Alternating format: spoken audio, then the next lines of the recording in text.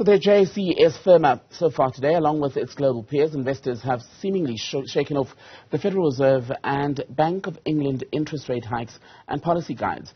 For more insight on what's driving the market movements today, let's speak to Viv Govender, Portfolio Manager at Rand Swiss. Viv, welcome back to Daytime Update. Let's begin with how the local index is doing at noon. Yes, we are quite positive at the moment.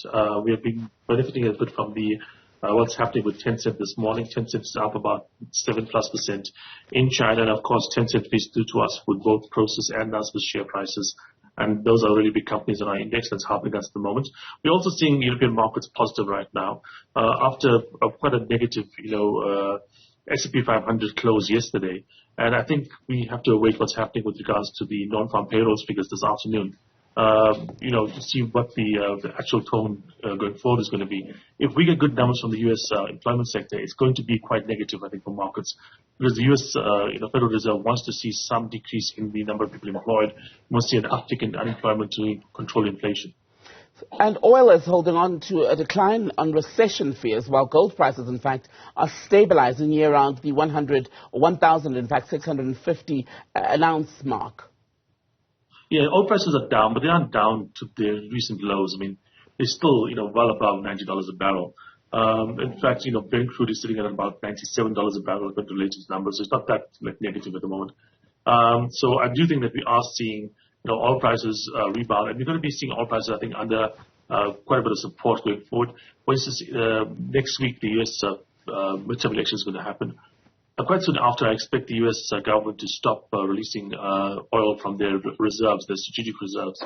They've been doing that for the last few months because I think it's basically, they say it's to control and to lessen the pain and so on. Yeah, that's probably true, but also to do it ahead of the elections to make sure that the so the consumers in the country don't see high fuel prices. That's going to help them probably in the polls. But once the elections are over, they're going to do something because they've basically driven those reserves down to multi-decade lows.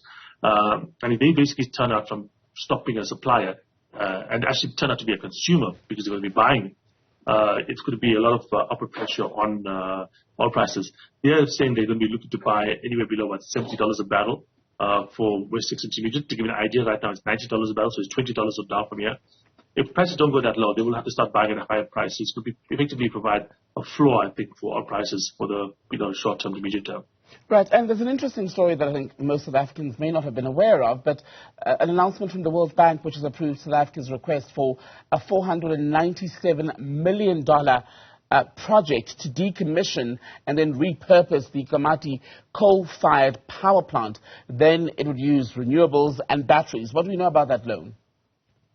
Yeah, look, as the President said, basically, 9 billion rand sounds like a lot of money, but it's not really when you consider the kind of money required to actually create a renewable, non-carbon emitting, system. We in South Africa have a lot of advantages. We have lots of sunshine, we have lots of land we can do this on. We have, obviously the lots of areas we can basically put, wind farms and that kind of stuff. So there's lots of advantages in South Africa, solar power and so on. But the capital required to do it is quite significant because you kind of need to change the entire grid to get renewables online, because renewables are more, up and down, they're more variable. And so at some points in time, you take power from one area to the other. Whereas with, coal power or nuclear power or those kind of traditional power systems, power just goes one direction all the time. There's no variation. And I think that's a huge cost. We're talking trillions, not billions, thousands of billions, not just tens of billions. But it's a good start, and I'm not going to say this is not a good idea to look at. But obviously, longer term, we need to basically look at really investing in the energy infrastructure in the country. Otherwise, it's going to be a real vulnerability for us decades in the future. And MTN to end selling off its Afghan unit for 640 million rand. It's leaving now the Middle East, essentially. Some have said that price is, in fact, perhaps rather low. Is it? Yeah, it is rather low, but you have to understand that, after basically the Taliban took over, the idea of operating a normal business out of Afghanistan is just too risky. Think about it. The U.S. is not in favor of the Taliban. The U.S. basically controls the tech sector. Look what's happening to China at the moment with regards to computer chips. So if you're looking at having exposure to a place like Afghanistan, next thing you know, you might get some kind of negative feedback in terms of like sanctions or pressure from the US because of operations in that country. And as a company like MTN, that means you're going to be cut up with a bunch of tech and other things that you need to operate your business. So it makes sense to remove that basically danger from your business. And it's such a small part of their business that I think it's worth doing.